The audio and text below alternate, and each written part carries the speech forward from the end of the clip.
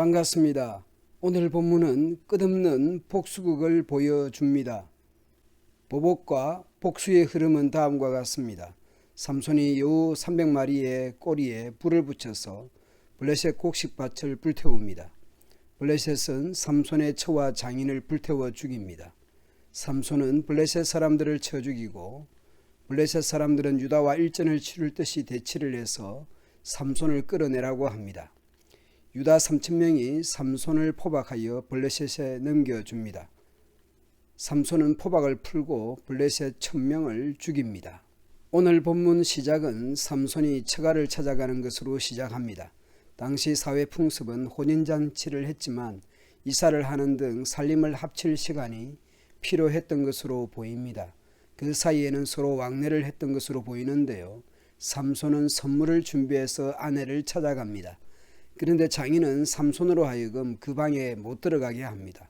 장인은 삼손이 좋아했고 혼인잔치까지 했던 철을 다른 사람에게 주어버렸습니다. 삼손이 다시 찾아올 것이라는 생각을 못한 것인지 대신 예쁜 처제를 주겠다고 제안하지만 삼손은 문제를 크게 만들어 버립니다.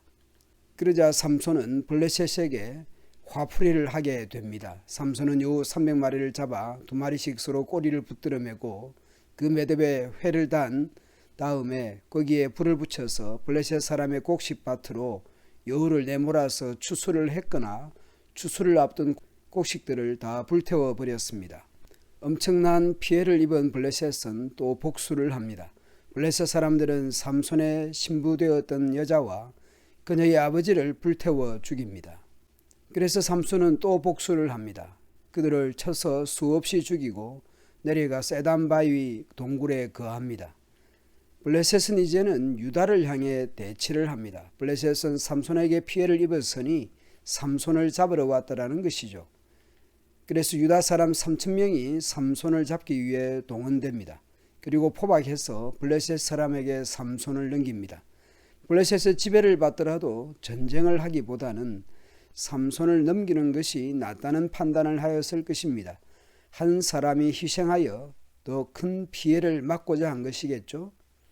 포박된 삼손을 보고 블레셋 사람들이 삼손을 죽일 듯이 달려들었습니다. 그러나 그때 여호와의 성령께서 삼손에게 강한 힘을 주셨습니다. 그리하여 삼손을 묶었던 밧줄이 불탄 새끼줄처럼 끊어져 그 손에서 떨어져 나갔으며 삼손은 당나귀 턱뼈 하나가 있는 것을 보고 그것을 집어 블레셋 사람 1,000명을 죽입니다.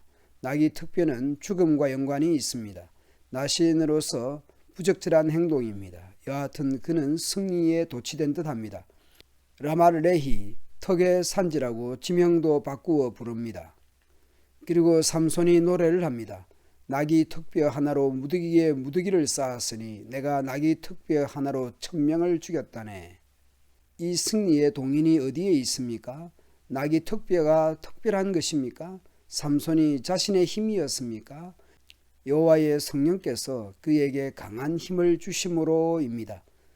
특별한 순간에 성령께서 강한 힘을 주셨다라는 것을 반복했습니다.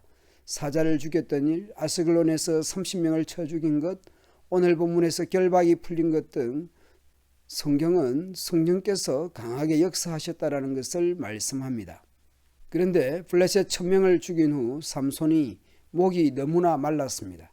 그러자 여호와께 부르짖습니다. 승리를 하였을 때는 내가 승리했다고 그렇게 노래하고 큰 소리 쳤습니다. 하나님을 찬양하는 것이 아니라 자신을 칭송했습니다. 그런데 힘들고 고통스러우니까 여호와께 부르짖습니다. 잘 될 때는 좋다고 자화자찬을 하다가 목마르니까 죽을 듯한 반응을 보입니다. 그 내용을 보십시오. 주께서는 나에게 이처럼 큰 승리를 주셨습니다. 그런데 이제 내가 목말라 죽어야 하며 이방 민족 블레셋 사람의 손에 붙잡혀야 하겠습니까? 승리했을 때는 곧장 자기 힘으로 승리한 것으로 노래까지 불렀습니다. 그런데 목말라 죽겠고 붙잡힐지 모른다는 생각을 하니까 하나님이 승리를 주셨다고 말합니다. 승리를 주셔놓고 나는 목말라 죽을 것 같다고, 블레셋에 붙잡힐 것 같다고 말합니다. 철저히 이기적이고 자기중심적입니다.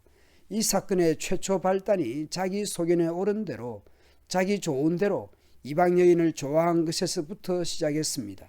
분노를 못 참아서 일어난 사건으로 이어져 왔습니다.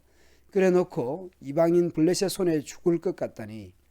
그럼에도 불구하고 하나님은 출애굽한 백성들에게 마라의 쓴물을 달게 하시고 르비딤 반석에서 단물을 내신 것처럼 그렇게 삼손의 목마름을 해결해 주십니다.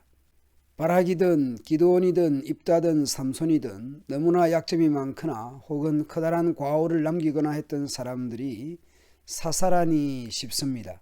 사람들이 자기 옳은 대로 자기 잘난 대로 살았던 시대입니다.